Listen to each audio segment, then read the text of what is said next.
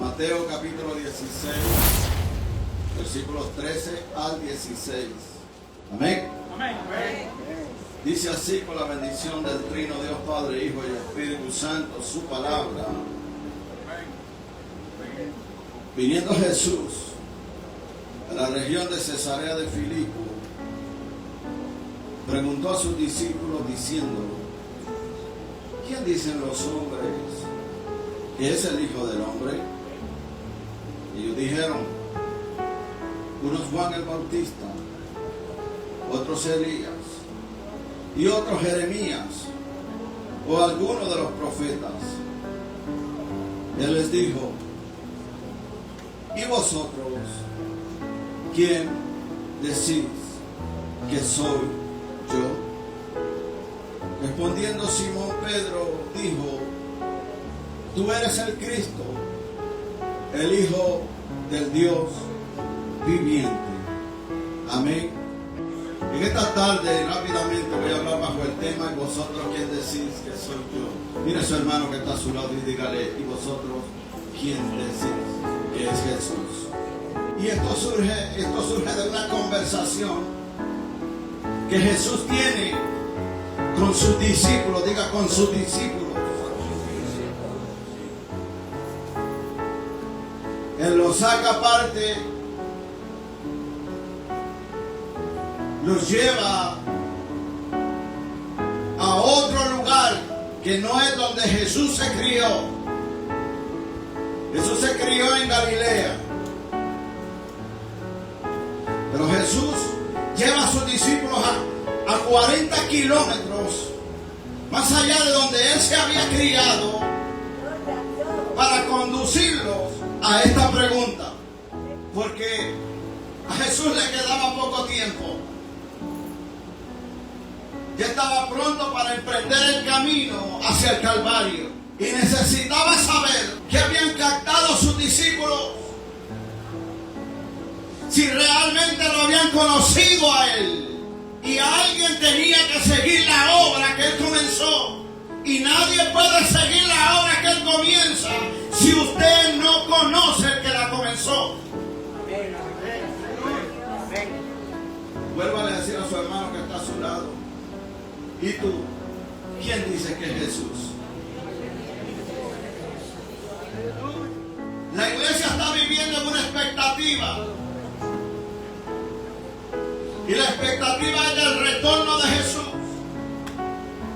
Cuando Jesús le habló a sus discípulos, la expectativa era para Jesús es que en el programa de Dios había una cruz, había sufrimiento, y Él estuvo con ellos 3 años y un poco más, discipulándolos y enseñándoles,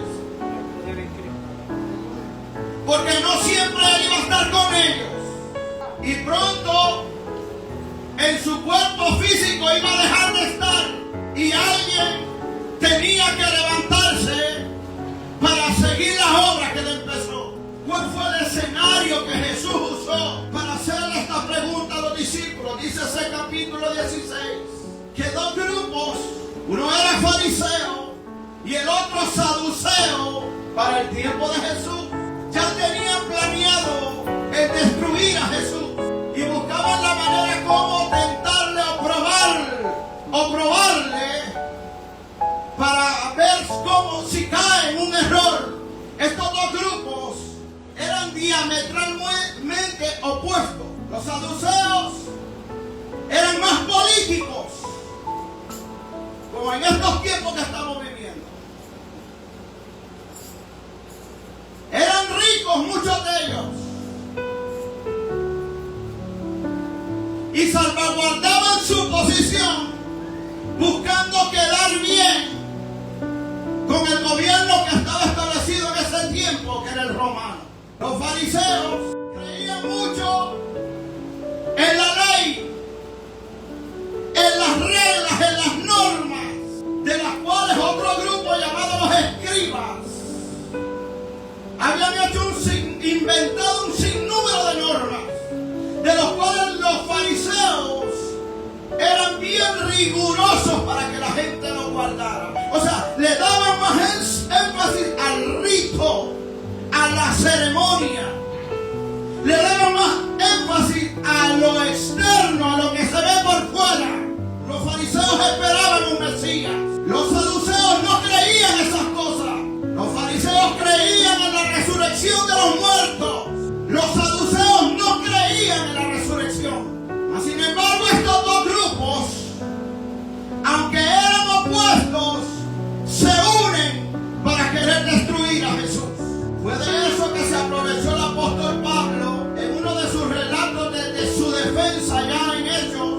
capítulo 23, versos 6 al 10, usted lo lee. Pablo sabía eso.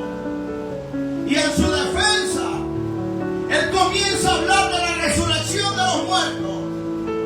Y lo que lo estaban juzgando eran saduceos y fariseos. Cuando Pablo comienza a hablar de la resurrección, ahí hubo un disturbio tremendo. Ahí se armó un problema entre ellos. Y vemos que Jesús utiliza todas estas cosas para llegar ahí. Porque estas sectas, como lo hay hoy, los saduceos tenían y creían nada más en el Antiguo Testamento. Los fariseos no. Pero aunque ellos tenían estas creencias, no sabían quién era Jesús. Porque yo tengo que saber quién es Jesús. Jesús no es el crucifijo que antes tenías en el cuerpo. Jesús no es el Salmo 91 en la esquina de una cama. Jesús es una experiencia, es una realidad. Es alguien que camina dentro y fuera de nosotros. Jesús es alguien que está con nosotros, es vivo y es real. Porque se sentó a la derecha del Padre después de resucitar dentro de los muertos. Jesús no es Mahoma, no es Confucio, no es el Papa. Conocer a Jesús no es tener las redes sociales llenas de muchas cosas de la Biblia, de la palabra, que es bueno, pero eso no dice que conoces a Jesús, el autor de esa palabra de Dios. El cristiano tiene que saber y entender que cuando Jesús llega a nuestra vida, Él busca relación personal conmigo, contigo, porque Él es un Señor personal. Y tenemos que saber, en medio de todo lo que se mueve, quién es Jesús. Hablaban en la escuela bíblica acerca del temor. Y usted y yo tenemos que saber que conociendo a Jesús, Él es el proveedor ¿de qué? De fortaleza, de protección, de cuidado, de defensa. Si usted conoce quién es Él, no cualquier cosa lo va a mover de Él. No cualquier cosa lo va a mover de esa roca. Vive Jesús. Conociéndolo a Él, cuando el temor y las amenazas llegan, usted cree en esa verdad que le va a dar ¿qué? Confianza, le va a dar fuerza. Jesús dijo, fuera de mí, nada podéis hacer. Yo soy la vid verdadera y mi Padre es el labrador. ¿Qué significa eso? Que yo tengo que saber dónde estoy parado. Que yo tengo que saber por qué vengo a la iglesia. Que yo tengo que saber por qué le canto a Dios. Que yo tengo que saber por qué leo la Biblia. Que yo tengo que saber que lo que hago, lo hago para servir al Señor. Estos grupos no conocían a Jesús, mas sin embargo se unieron para tratar de eliminar a Jesús. Y estamos viviendo en tiempos donde hay mucha gente, incluso gente que entre comillas conocían al Señor, están dando otras versiones de quién es Jesús. Gente conocedora que ahora dice, Él era un buen hombre, Él era un profeta. Evangélicos que dicen hoy, nos equivocamos. Por eso antes que Cristo venga, usted tiene que saber a qué Señor usted le sirve. En los versos 5 al 12, después de ese choque que tuvo con los saduceos y a los escribas, Él cruza al otro lado con sus discípulos y le dice, tengan cuidado con la levadura de los saduceos y de los fariseos. Ellos dicen, bueno, ¿por qué no dirá esto? Seguramente es porque no traje, se nos olvidó traer pan. Y Jesús le está diciendo a ellos que tengan cuidado con la influencia de los saduceos y de los fariseos. Ah, pastor, pero eso era el tiempo de antes. Todavía hay saduceos y hay fariseos en medio de la iglesia del Señor. Nada más que estén con otra etiqueta. Los saduceos eran un grupo que siempre estaba pensando en lo material. Hay gente que no le sirve plenamente al Señor porque siempre están buscando lo material. Porque si hay algo que le saca carrera, no es Dios, es lo material. Si hay algo que los hace correr y atender los compromisos, no es Dios, es lo material. Si hay algo que los hace abandonar su responsabilidad y su compromiso con Dios, no es Dios, es lo material. Y los saduceos eran la aristocracia en ese tiempo. O sea, gente que tenía dinero. Por eso Jesús les dijo, tengan cuidado con la influencia, o sea, la levadura de los saduceos. Y hoy en día, antes de la venida de Cristo, proliferan muchas iglesias y congregaciones donde el mensaje es lo material. Donde el mensaje se llama prosperidad. Por eso usted valore los hombres y las mujeres, que aunque las iglesias sean pequeñas, que aunque no seamos famosos, pero tratan de hablarle con la verdad de Dios, bendito sea el Señor.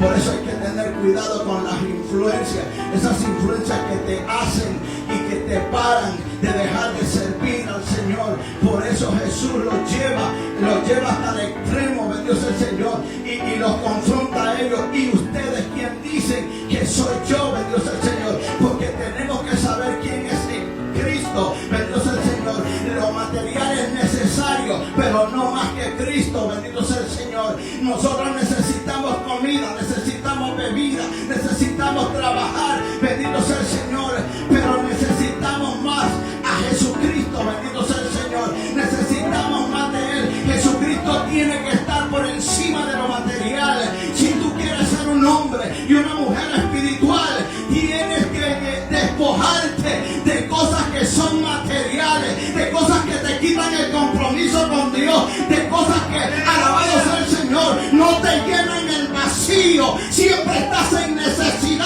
Trabajas y trabajas todos los días y no sabes de tus hijos, no sabes de tu familia. Te llenas de lo material, pero vacío de lo espiritual. Alguien diga conmigo amén, aleluya. Las reglas y las normas te disciplinan, corrigen, pero no cambian a nadie. Las reglas te muestran dirección.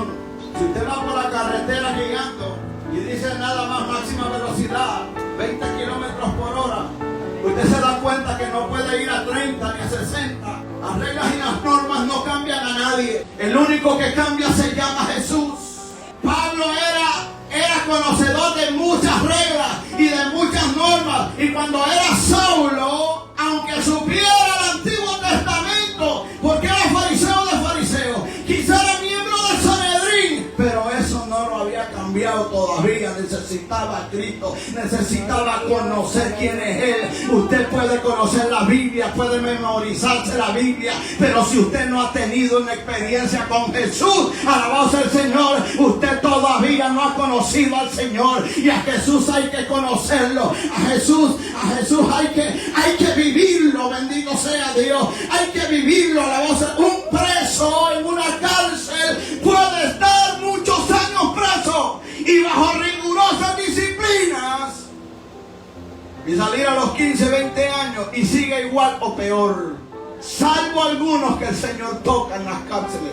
Bajo ese escenario, versos 13 al 16, dice el verso 13 que Jesús vino con los discípulos a la región de Cesarea de Filipo.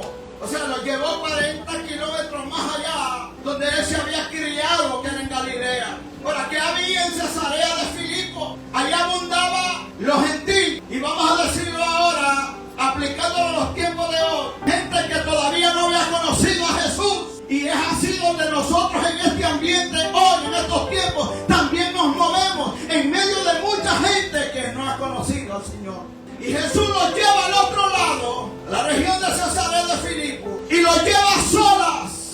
Y a solas con los discípulos. Y los lleva a ese lugar. Esa ciudad estaba rodeada de muchos templos idólatras, del dios sirio Baal. Jesús los lleva a solas porque él pensaba que va a pasar cuando yo suba al cielo. ¿Habrá alguien que lo hubiera entendido o reconocido? Porque los que conocían la ley, la palabra de Dios, no lo conocían, salvo algunos que lo conocieron. Pero la Biblia dice que a los suyos vino, pero los suyos no lo conocieron, no lo recibieron. A solas les dice, ¿será que aquí habrá que cuando yo no esté predicará mi palabra. ¿Quién creían los discípulos que era Él? Conocerlo a Él no es cantar un himno en el himnario. Pero Jesús escoge un lugar propicio para hacer esa pregunta. En una ciudad llamada Cesarea de Filipo, poblada por gentiles, o sea, gente que no eran como ellos, que no eran judíos, a la voz del Señor. Una ciudad llena de templos paganos, bendito sea el Señor. Alguien dijo que habían aproximadamente 14 templos paganos, por lo menos. Se adoraba también ahí a un dios llamado Pan. Esta ciudad, antes de ser Cesarea de Filipo, tenía el nombre de Paneas, en honor a este dios Pan, que también lo consideraban dios de la naturaleza. Ahí Jesús los lleva a ellos para hacer esa pregunta. También en esta ciudad, según Josefo, que es un escritor, un historiador judío, en esa cueva se adoraba ese dios Pan, dios de la naturaleza. Pero debajo de esa cueva se cree que por debajo ahí nacía lo que es el río Jordán. Cesarea de Filipos tenía un enorme templo de mármol. Y en ese enorme templo de mármol se adoraba al César. Este templo fue construido por Herodes el Grande. Bajo ese escenario, rodeado de todo eso en esa ciudad, Jesús a solas a ellos les pregunta: ¿quién dice la gente que soy yo? Antes de ir de camino a la cruz, Jesús quería saber si los discípulos sabían quién era Él y qué era Él. Hoy en día hay muchas sectas, muchas religiones que tienen su versión de Jesús. Tú eres Juan el Bautista. No solamente Herodes creía la resurrección de Juan el Bautista. Herodes Antipas también creía que Jesús era la resurrección de Juan el Bautista. Para muchos judíos, como lo dice Malaquías, es el precursor del Mesías que ha de venir. Y muchos de ellos todavía están esperando ese precursor. Se cumplió en él. Unos dijeron que era Elías, tenido como uno de los mayores profetas y grandes profetas para el pueblo de Israel. Otros decían Jeremías, importante profeta.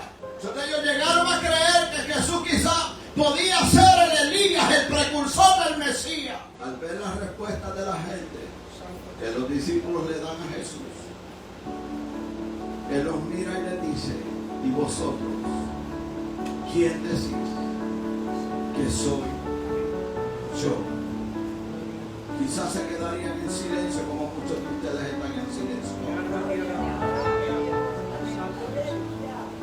Pensarían por un momento su respuesta, pero es ahí donde se levanta Pedro, declarando y confesando por revelación de Dios: tú eres el Cristo, el Hijo del Dios viviente. Entonces Jesús se dio cuenta que hubo alguien que había entendido y comprendido quién era Jesús. Y le dijo: bienaventurado eres, Pedro, porque no te lo reveló carne ni sangre, sino mi Padre que está en los cielos. Sobre ese fundamento, ahora sí, aunque yo muera, yo voy a edificar mi iglesia. La puerta del infierno no van a prevalecer contra ella. La iglesia que ustedes no estamos militando hoy, esa es la iglesia donde usted y yo le servimos al Señor. Bendito sea el Señor. Este dicho en los evangelios aparece en los tres evangelios: aparece en Mateo, aparece en Marcos y aparece en Lucas, y los tres dan algo diferente. Por ejemplo, Mateo dice: tú eres el Cristo, el Hijo del Dios viviente. Marcos dice: tú eres el Cristo, y Lucas dice: tú eres el Cristo de Dios. En otras palabras, Pedro reconoce la divinidad de Jesucristo. Jesús es la revelación de Dios, la máxima expresión del amor de Dios para la humanidad. Lo expresó en Jesucristo. Jesucristo es, alabado sea el Señor, el que vino a esta tierra para dar a conocer al Padre.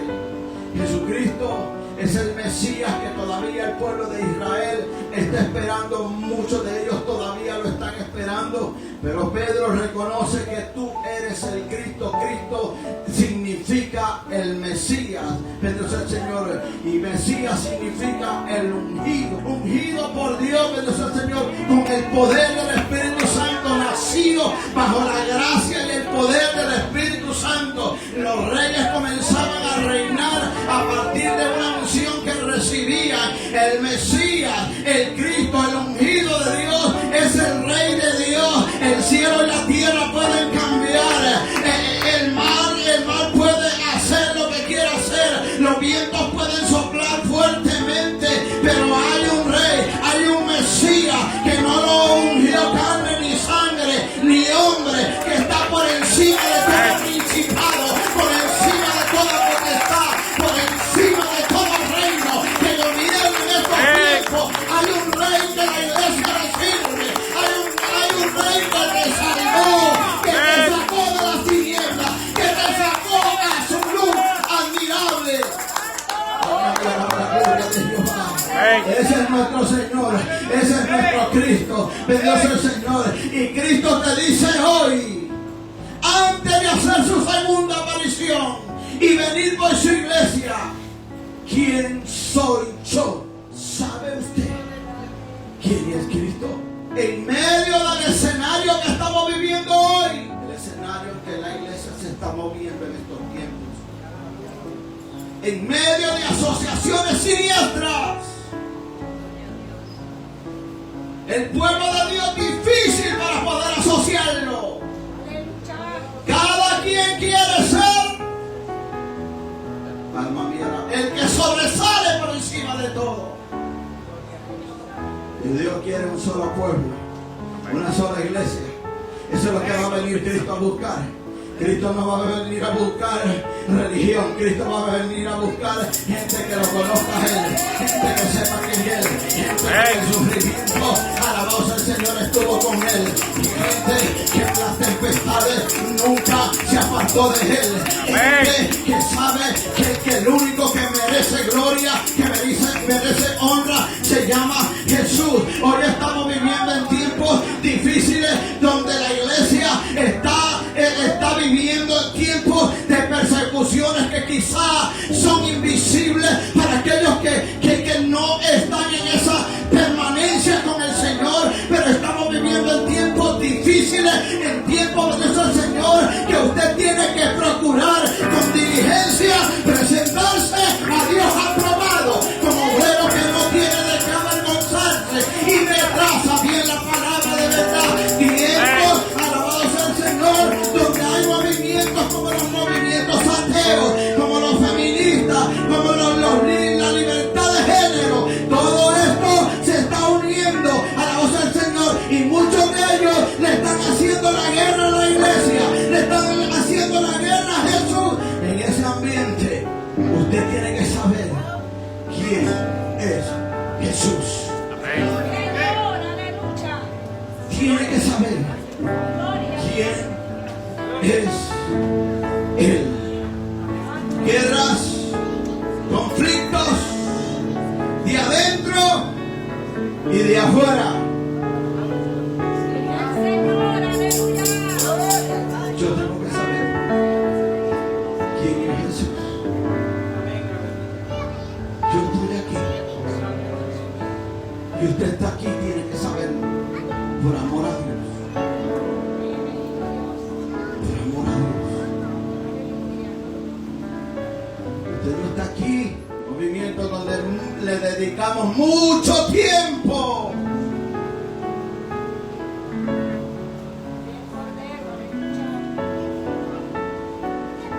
Aproximadamente un 7-8% de los líderes de las iglesias oran por lo menos 1 hora, 2 horas al día.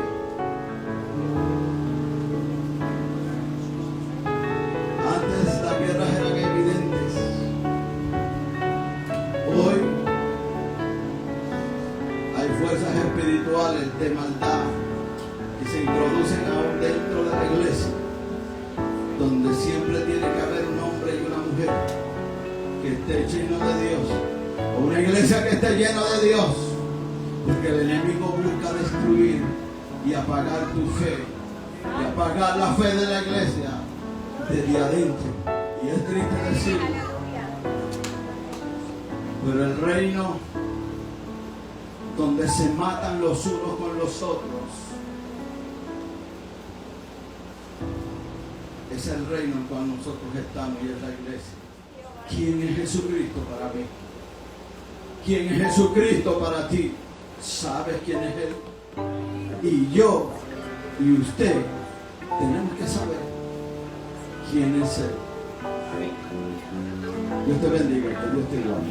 En tiempos de inestabilidad en el mundo, donde las crisis, las enfermedades, la inflación, el entretenimiento, las guerras y un sinnúmero de acontecimientos, la Iglesia Pentecostal Casa de Dios sigue predicando la palabra de Dios, sabiendo y proclamando que en Cristo hay salvación, que en Cristo hay esperanza, uniéndonos al esfuerzo de muchos mensajeros de Dios, que predican por el mundo entero y pidiendo al Todopoderoso Dios para que la palabra fluya y cambie y transforme. Estamos localizados en el condado del Bronx, New York, 823 Fale Street, Area Code 10474, apelando a vuestras oraciones y colaboración. Nuestros servicios: martes, servicio de oración hora 8 de la noche, viernes, servicio de damas y caballeros hora 8 de la noche, domingo, escuela bíblica hora 2 de la tarde, y nuestro servicio evangelístico hora 4 de la tarde, con transmisión en vivo a través de Facebook, a través de la página Ministerio Regalo de Dios. Toda la congregación les invita.